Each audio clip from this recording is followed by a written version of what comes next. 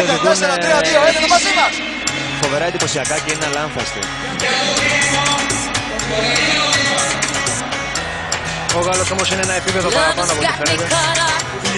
Μην ξεχνάμε ότι η διαφορά ηλικίας ανάμεσα στον Μάρκους Γκρένχολμ και στον Σεμπαστιάν Λέμ είναι ειδοποιώς διαφορά στην απόδοσή τους.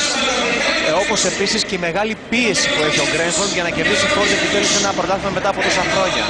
Σε επίπεδο κατασκευαστών έχει να συμβεί αυτό το 1979. Πάνος Χατζοβάνης λοιπόν, πρωταθλητής Πανελλάδος το 2005. Μιτσουμπίσι Λάνσερ Evo 8. Δίπλα του ο Δημήτρης Νατσούλας με ένα Lancer Evo 7.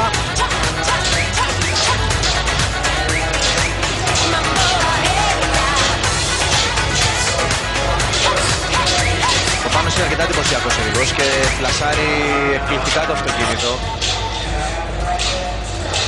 Γιατί ο κάθε οδηγός, όλοι ξέρουν να κάνουν φλικ και όταν λέμε φλικ είναι ο τρόπος που φρενάρουν πριν τη στροφή, αλλά ο καθένας το κάνει με διαφορετικό τρόπο. Να εξηγήσουμε καλά αυτό το δίπλωμα του αυτοκινήτου, αυτό το δίπλωμα. Αρχίζει και πηγαίνει με τις πόρτες. Φρενάρει κάνοντας υπερστροφή. Σήμερα το είδα πολύ έντονα στο Ντάνι Σόρτο αυτό και δείχνει ότι έχει μάθει κάτι από τον Ματαντόρ. Κιν Κάρλος, τι να πεις για τον Κάρλος Σάινς δηλαδή, λίγα είναι. Ετοιμάζεται για πρόεδρος Ρεάλ. Λείπουν αυτοί οι οδηγοί. Λείπουν οι οδηγοί με προσωπικότητα, παιδιά. Αυτές προσωπικότητες.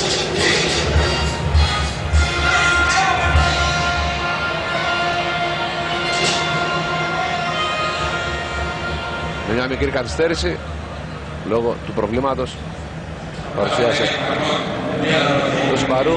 Θα πρέπει να πούμε ότι η Σούπερ ειδική θα είναι περισσότερο εντυπωσιακή την Κυριακή.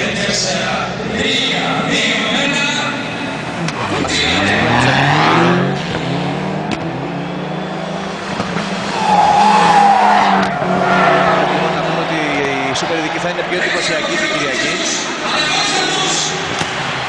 Γιατί τα αυτοκίνητα πλέον θα είναι στην τελευταία τους ειδική και θα κυνηγούν η κόντρα με το χρονόμετρο θα είναι πολύ πιο μεγάλη. Σήμερα ίσως να πιάσουν το αυτοκίνητο. Ωραίο το άλμα από τον πάνω.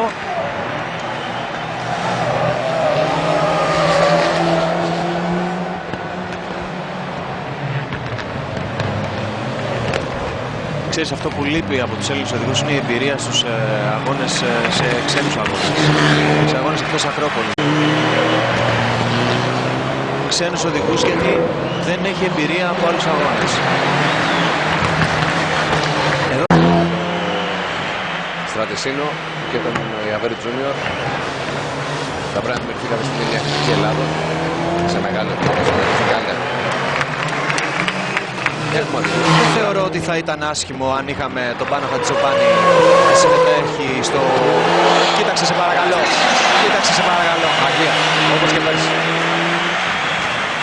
Όπως και πέρσι. Χάρη σε θέατρο.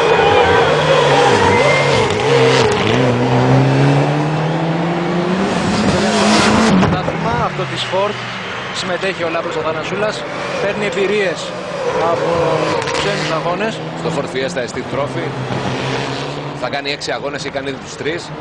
Ήταν πολύ άτυπος στη Σαρδινία, είχε μια δεύτερη θέση στο χέρι, κόπηκε μια μπίλια.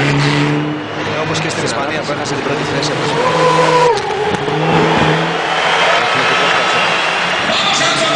Μπράβο. Ο Πάνος όντως είναι ο οδηγός που Δημήτρης Νασούλας. θα έπρεπε για μένα και ο οδηγός που θέλει ο κόσμος μάλλον.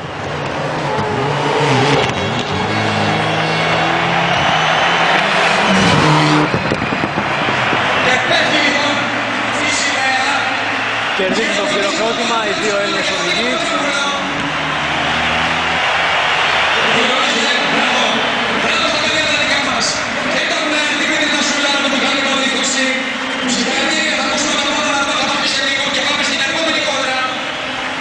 ...2.34,4 ο χρόνος του Πάνου Χατζοπάνη.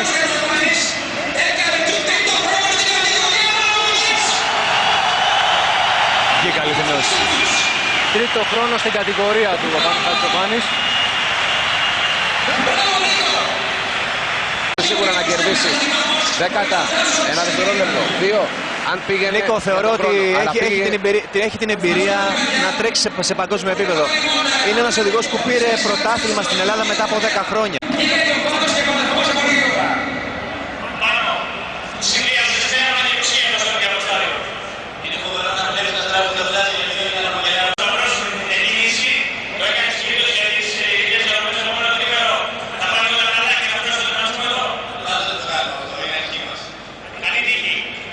Ο κόσμος που ήρθε και φέτος εδώ